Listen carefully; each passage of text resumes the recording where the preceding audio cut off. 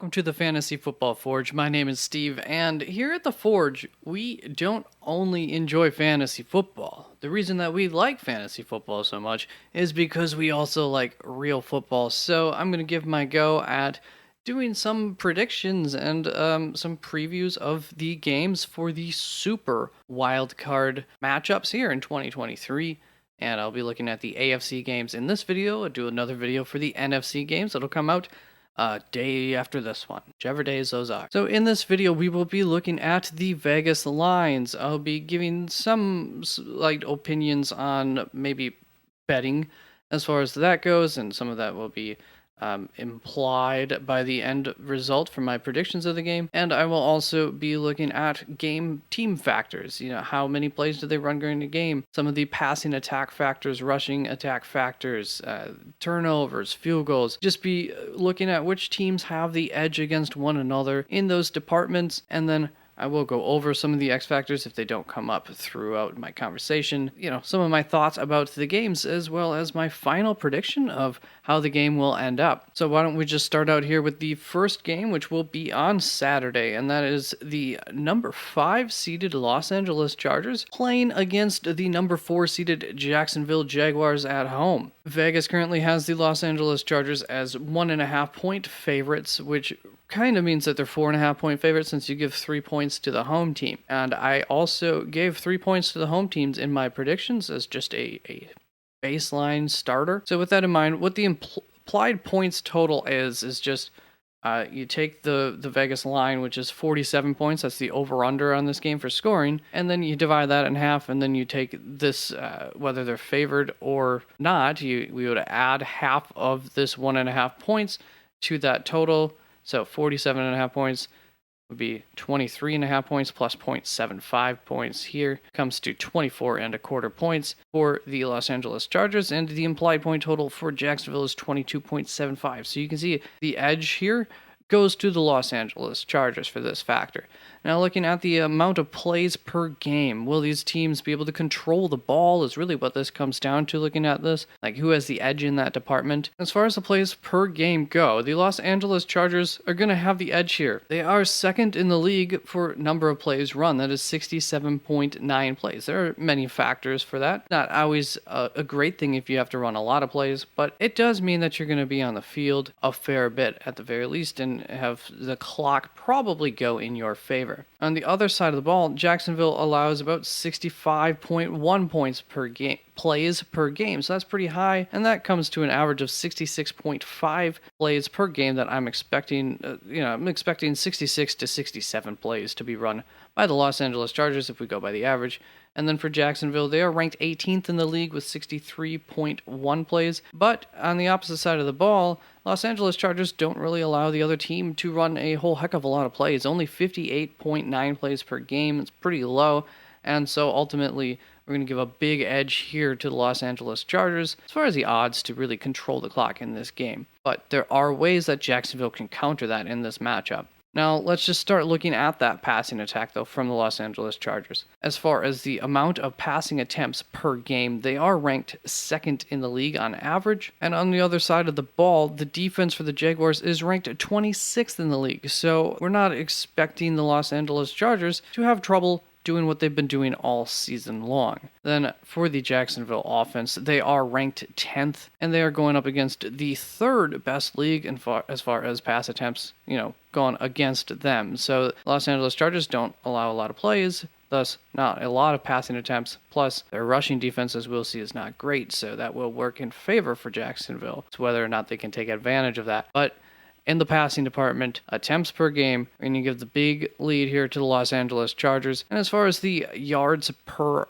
attempt go, the Los Angeles Chargers ranked 23rd. The defense for Jacksonville ranks 22nd. On the other side of the ball, Jacksonville is ranked 18th for yards per attempt, so a little higher ADOT. And the Los Angeles Chargers defense is ranked pretty much the same as Jacksonville's was. They're ranked 21st. In the end, there is big enough difference here that we're going to give the advantage to Jacksonville for bigger plays. Now, there is one factor that could really help to change this in favor of the Los Angeles Chargers, and that's going to be Mike Williams, who is suffering a back injury that he just received in Week 18, and that I think might be the difference in this game. If Mike Williams is not playing, is not healthy for this game and playing, but not really effective, I think that's going to be a pretty big factor in deciding who wins this game. So let's move on to the touchdown totals. And the Los Angeles Chargers are going to get the slight nod in the passing touchdown department. Their offense is ranked 12th, going up against a 19th ranked defense in Jacksonville. On the opposite side of the ball, their offense is ranked 14th for Jacksonville, and the Los Angeles Chargers defense is ranked 18th. Really a small difference. It's a difference of 0.05 touchdowns on average that we would expect in this game, in this matchup. 1.5 for the Chargers, 1.45 for Jacksonville. So it's a hairline advantage in Los Angeles' favor. Then, as far as the rushing game goes, the Los Angeles Chargers are ranked 28th for rushing attempts per game. As we know, some of that is because their rushing game gets supplanted, or they are able to use their passing attack with Austin Eckler to offset, to have an artificial rushing attack. So that's part of the reason also here for the lower ADOT. But that has been an issue for this offense. They have not been a very explosive team. And so on the other side of the ball, we have Jacksonville, who is ranked 17th, and they're going up against the 15th best defense against in terms of the amount of rushing attempts per game. And so here is going to be a big factor in the game. Can Jacksonville take advantage of this matchup? Can they control the ball? Travis Etienne is my biggest X factor in this game, and I am expecting him to take advantage of this. And the next stat that we're going to look at, which is the yards per attempt on the ground, which Jacksonville is ranked 9th, and the Los Angeles Chargers are ranked 32nd. So if Etienne can take advantage of that and they can control the ball, this is going to be a huge factor in helping to put the Los Angeles Chargers into a more one-dimensional offense who maybe is playing from behind, which could help to give a little bit of desperation to that offense and help in the turnover department, which we're just going to hop all the way over there to the right there. That turnover department, it's a neutral. Neither team has the advantage there. They both have are in the positive by 0.3 turnovers on average per game. Just on the other side of the ball here, the Los Angeles Chargers, they are ranked 30th for yards per average, and they're going up against Jacksonville, who's ranked 7th as far as the yards per, not average, but average yards per attempt. Really a strength for Jacksonville, a weakness for the Los Angeles Chargers, and so they're going to have to get it done through the air, which is where their comfort lies. But it does help to be able to establish some sort of run game as a threat, and I don't know that they'll be able to do that in this game. Now, as far as rushing touchdowns go, it's going to be a similar factor here. We have 0.95 average rushing touchdowns here for Jacksonville, whereas the Los Angeles Chargers would be 0.85, so like a tenth of a difference there in odds for a rushing touchdown in favor of Jacksonville. So all in all, a slight nod touchdown-wise to Jacksonville, actually. And same within the field goal department, we have a 0.05 advantage towards Jacksonville. I'd say it's very clear here where the one big difference in this game is, and that's the rushing attack for Jacksonville compared to the defense for Los Angeles Chargers. So as long as they can control the ball, take advantage of that, I expect this home field advantage to be the difference in the game. As you can see, a 3-point difference. But before I say that out loud, there's also one other factor, and that's going to come down to this Jacksonville defense. On third downs, are they going to be able to keep the Los Angeles Chargers off of the field? And once again, we're going to talk about that one-dimensional offense.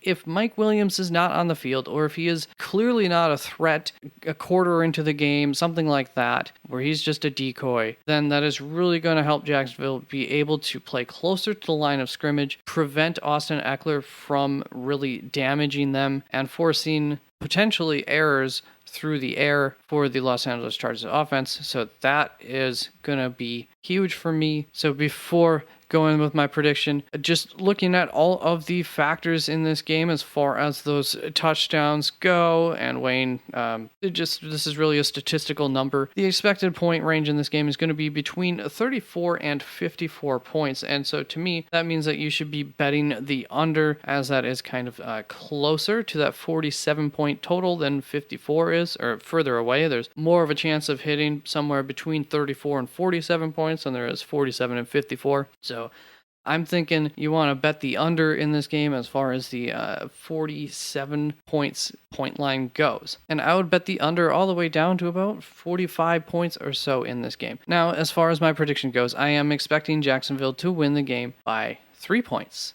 20-17. This is going to be the Mike Williams X factor. If Mike Williams is healthy, if he is playing and healthy, really, both factors, then I do think that Los Angeles is able to get that third touchdown and beat Jacksonville in this game. I think in Jacksonville, controlling the clock is going to be too much for this low ADOT passing attack to end up coming up against, and might force a turnover that would end up deciding the game, maybe set Jacksonville up for that field goal or something like that in the winning final moments of the game, or just a dagger at the end of the game kind of interception with a minute and a half to go, whatever the case. Let's move on to the Miami versus Buffalo game, and this isn't too pretty here. So on Sunday, we're going to have the 7th seeded Miami Dolphins going to Buffalo, the number 2 seed, where Buffalo is favored by 11 points in a Vegas over-under 44-point total game. And so the implied points from those totals are 27.5 points for Buffalo and 16.5 points for Miami. It's not looking good for Miami, so let's just kind of fly through this one. As far as the plays per game go, obviously in favor of Buffalo here by 3 plays or so, expecting Buffalo to be able to control the ball, and that's going to be through the air and the ground in both ways. The passing attack, Buffalo is ranked 8th, going up against the 31st defense, whereas Miami is ranked 13th, but going up against the 28th defense. So just both good situations for the passing attack, but what about the Miami quarterback? If it's Skylar Thompson, there is just 0% chance that Miami can win this game. I don't see how they win the game. Additionally, the one way that they could potentially win the game would be to have a similar game plan to last week, and that would be to win through the ground with Jeff Wilson and Raheem Mostert. But guess what? Raheem Mostert just broke his thumb last week, and so he is in doubt or in question to be healthy for this game. And of course, that would limit his, might increase his odds of dropping a ball if he is in the game. So definite concerns there. If Tua comes back, I think that is the only chance that they have, because they're going to need to be ultra efficient through the air. I don't think that they can win this game through the ground. Having the ground attack is obviously always huge, but I think the only way they win is by beating them, Buffalo, at their own game and being over efficient, or being as efficient as they have been all year. So speaking on that efficiency, Miami does have the most yards per passing attempt, and the Buffalo defense is ranked 5th against that, so really high. So that's a tougher matchup than this 7th versus 12th. So Buffalo's offense is ranked 7th in pass yards per attempt. But ultimately, if we look at the difference between these two, there was a slight advantage to Miami for yards per attempt. So if Tua or Teddy Two Gloves could be ultra efficient in this game, like Miami has been a lot of the season, but I'm sure some easier matchups have been part of the reason, have helped to build up that average. That's the only way I see them being able to win. They're also going to need to be able to win in the turnover battle, which we will see here, all the way over here, is going to be an advantage of Buffalo, who has a neutral turnover margin, whereas Miami, that has been an issue for them in turning the ball over, so they're going to need to avoid that. Now, looking at the passing touchdowns, that's going to go in favor of Buffalo by a fair little margin here. Buffalo is ranked 6th in the league for passing touchdowns per game, whereas Miami's defense is 26th compared to Miami's offense, who is ranked 4th, so that's very good. But their defense, Buffalo's defense, is ranked 13th against them. Then on the rushing attempts side, Miami, one of the worst in the league at 31st, going up against one of the best in the league on defense. Buffalo only allows the 4th most rushing attempts per game. On the other side of the ball, Buffalo is right in the middle of the league for rushing attempts, and Miami's defense is ranked 6th against them. So another time where the very similar type teams and how they win games, but Buffalo's just has the edge against Miami, and especially without Miami having their star quarterback. Now, as far as yards per attempt go, Miami's offense ranked 19th, going up against the 14th best defense. And then Buffalo is ranked as second in yards per attempt on the ground, so quite efficient compared to a quite less efficient in Miami offense, but they are going up against a little bit of a better defense there. Miami is ranked 6th against the run in yards per attempt. However, this still works in favor of Buffalo in that 19th versus 14th compared to the 2nd versus 8th. As far as rushing touchdowns go, Miami is ranked 22nd, going up against the 7th best rushing defense as far as, touchdowns against them. And on the other side of the ball, Buffalo's offense is ranked 15th better, going up against a worse defense, 17th in Miami against allowing touchdowns. Now let's look at the field goal department, and that's going to be in Buffalo's favor too, 1.65 to 1.4 average per game. Turnovers in Buffalo's favor. Almost everything in Buffalo's favor, and we know that if Skylar Thompson's the quarterback, this isn't in Buffalo's favor either. So, how the heck does Miami win this game? I don't know. I don't see it, even with Tua. Really a tough matchup, obviously, but that's their only chance because he's going to give them the best chance at having a super high efficient passing attack to be able to stay in the game and maybe out-duel Buffalo, because I have Buffalo putting up 34 points against this Miami defense, and I have the Miami offense just putting up 17 right now, not expecting Tua to be playing. That is part of that prediction. So if Tua were to be playing, still have Buffalo winning. Let's move on to the last AFC matchup for the Super Wild Card Week. I'm being super sarcastic, by the way, when I say that, because it's kind of lame. It's kind of 90s extreme of them to call it that. Now, the final matchup for the AFC games will be the 6th-ranked Baltimore Ravens going to the 3rd-ranked Cincinnati's home and trying to beat them, where Cincinnati, according to Vegas, is 6.5-point favorites in a 43.5-point over-under scoring game. So this is the expected lowest scoring game of the set this week. And so with that, the implied point totals here, Cincinnati is expected to have 25 points and Baltimore is only expected to put up 18.5 points. So that is obviously in favor of Cincinnati there. When it comes to the plays per game, Baltimore is ranked 19th in the league, whereas Cincinnati is ranked 7th. However, their defenses really equalize this out, as Cincinnati's defense does allow a little bit more, a few more plays per game, whereas Baltimore's defense is a little stingier, and that brings the difference here to about 1.6 plays, pretty darn close. So we're going to just give a slight edge to Cincinnati, but it's pretty close. Then, as far as the passing attempts go in this game, Baltimore is ranked 28th in the league for passing attempts per game, and Cincinnati's defense is ranked 24th. So teams tend to pass more against this defense over the course of the season. On the other side of the ball, Cincinnati is ranked 6th in the league for the number of pass attempts per game, and Baltimore's defense is just a little bit better, and they're ranked 21st for pass attempts against them. So pretty close on the defensive side of the ball, but Cincinnati, the much better, higher passing attack offense, and in a passing league, that does go a long ways. But in 2 games here, I'm going old school. A little teaser if you haven't looked ahead. Now on to the average yards per pass attempt, and Baltimore is ranked at 26th, going up against the 15th best defense, middling of the league there for Cincinnati, but not a strength of Baltimore. Don't expect that to change, no matter who's the quarterback for Baltimore. On the other side of the ball, Cincinnati is ranked 9th near the top of the league, and nearly the bottom.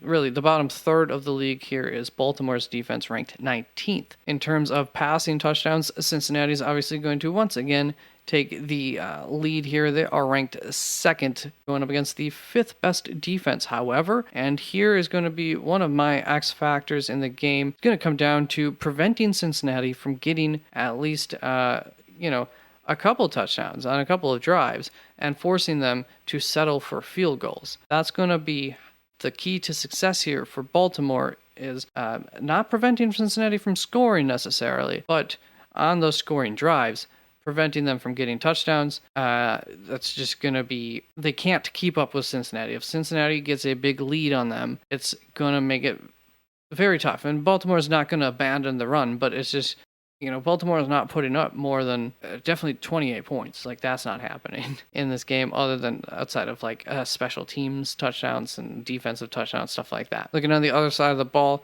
Baltimore does get some passing touchdowns. They are ranked 19th, going up against a similarly good defense there. Cincinnati's defense is ranked 4th in terms of the amount of passing touchdowns going against them. So both very good defenses in the red zone, but one of those offenses, Cincinnati, I mean, it's not only the red zone, but obviously just in general, allowing touchdowns to be scored through the air. Cincinnati does a much better job of that on offense. And then looking at the rushing game, this is where Baltimore can take control of this game, similar to how Jacksonville needs to take control of their game.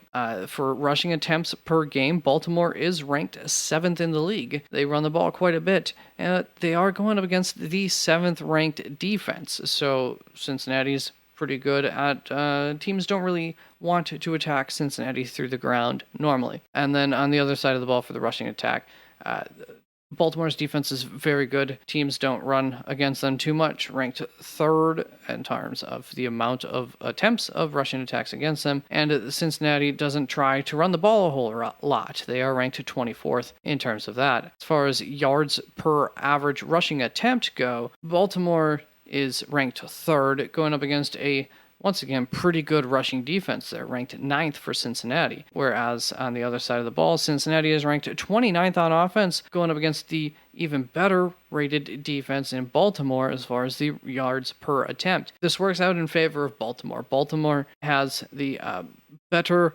rushing attack and rushing defense all in all in this game. Then as far as rushing touchdowns go, unfortunately for Baltimore, they do struggle to capitalize on their good rushing game. They are ranked 20th in the league as far as rushing touchdowns per game, whereas Cincinnati is just ranked 19th. I think they are the same as far as 1 decimal deep. Baltimore averages 0.8 rushes per game. Cincinnati actually averages 0.9 rushing touchdowns per game. So advantage there. However, on the opposite side of the ball, Baltimore does allow fewer touchdowns. They only allow 0.6 rushing touchdowns per game. That is good for 8th in the league, whereas Cincinnati allows the same amount of rushing touchdowns as Baltimore averages, which is 0.8. So decent chance here for Baltimore to get 1 rushing touchdown on the ground. Then as far as the special teams department goes, the field goals, Justin Tucker, by far and away, best kicker in the league. We all know that.